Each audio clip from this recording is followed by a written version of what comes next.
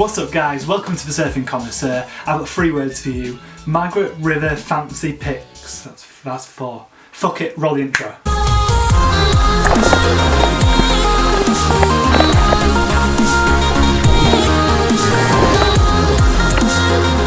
So guys, as you've probably guessed from that's probably fucked my focus up. Boom, in focus, perfect. So we've hardly had a chance to take a breath since the event at the Gold Coast and we are already into the drug-aware Margaret River Pro.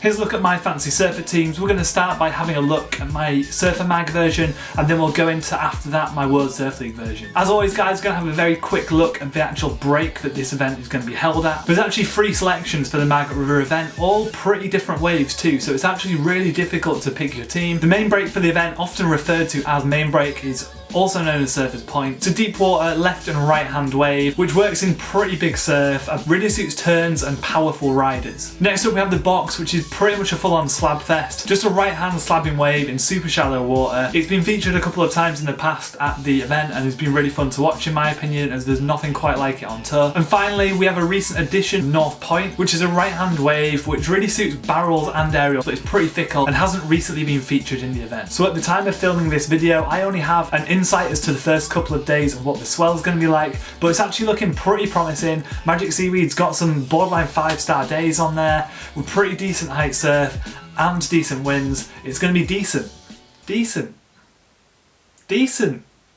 Freaking got decent itis at the moment. With no further ado though, let's go into what my teams are. I want to start with a really important, how do you like a star sign with your fingers? That'll do, like hashtag star sign, whatever.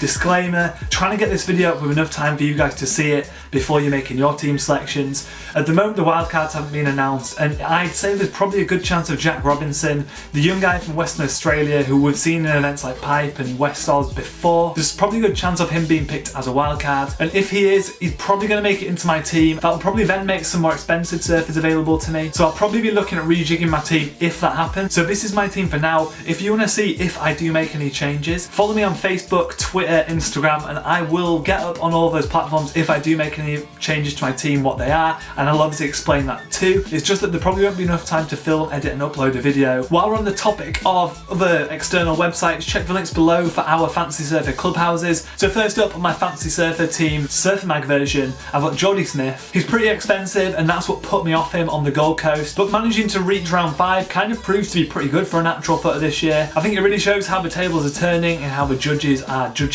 goofy footers at that event. But yeah, Jordy didn't put in a bad result and he's had a pretty good run of results at Margaret's, making round 5 in 2016 and the quarters in 2014. The only reason he exited early in round 3 in 2015 was due to injury, so to me kind of justifies his price tag. I'm also keen to keep him in my team for bells, so if I can get a little bit of a price saving on him there, that's a bonus too. Next up I'm going for Adriano De Souza. Although it's not a wave in my head, I associate Adriano as being amazing at. Finishing around 5 in 2014 and winning the event in 2015 kind of goes to show that he's certainly capable of putting in a result there, particularly when you look at the fact that when he went out early in 2016 it was to Leonardo Fioravanti, who was on an absolute tear that year, and it was only by 0.10. I've also got him at a small discount, carrying him over from the Goldie, and I'm more than happy to hold him into bells too. Another guy I'm carrying over cheap from the Gold Coast is Joel Parkinson, who also has a pretty good history at Margaret River 2 to back that up. With a quarterfinals result in 2014 and a semi-finals result in 2016, his only blip going out in round 3 to 2016 event winner Sebastian Zietz. Next up I've gone for Julian Wilson. For me it was between Owen Wright and Julian Wilson. Looking at all 3 of the possible breaks that can be surfed, I just decided that it probably suited a natural footer over a goofy footer, but in addition to Julian having the edge on the natural foot, I also feel he's got the slightly better previous form, finishing runner-up in 2016 and quarter-finalist in 2015. His only early exit was in 2014 when he exited in round 3. Next up I've gone Josh Kerr. Another decision where I was split between 2 guys. I was split between Kersey and Mick. I ultimately went for Josh Kerr due to his ability in a variety of conditions and different types of manoeuvre, again factoring in that it could be held at any one of 3 breaks. I believe Mick would be better at Surfer's Point where it would come more down to turns, but if we're looking at the box, I don't think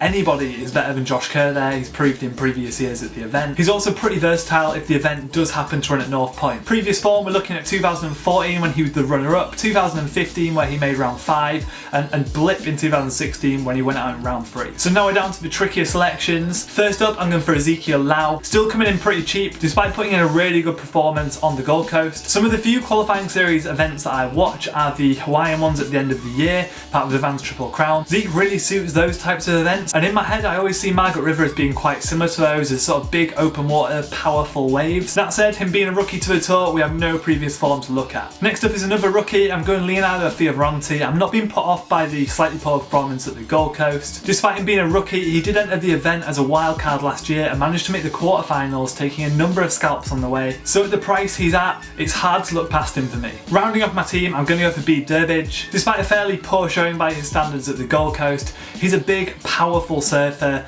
who can really lean on turns, which does suit the surfer's point wave at the event, which in previous years has featured as the main part of the event. He's got a pretty confusing previous form to look at, as he didn't compete in 2016 due to injury. He made it all the way to the semis though in 2014, and in 2015 he went out early to Adam Melling in round 2, but Adam Melling only had a 7.53, so it shows it was obviously a pretty funky heat. So that wraps up my Surfer Mag team. With no further ado, let's jump into my World Surf League team. First up, John Florence. Literally the only reason he's not made my Surfer Mag team is because he costs a hell of a lot of money, and I've just got a habit of trying to avoid the really expensive guys, because then you struggle when you get down to the bottom ends. Don't have to worry about that though on Surf League. He showed his form at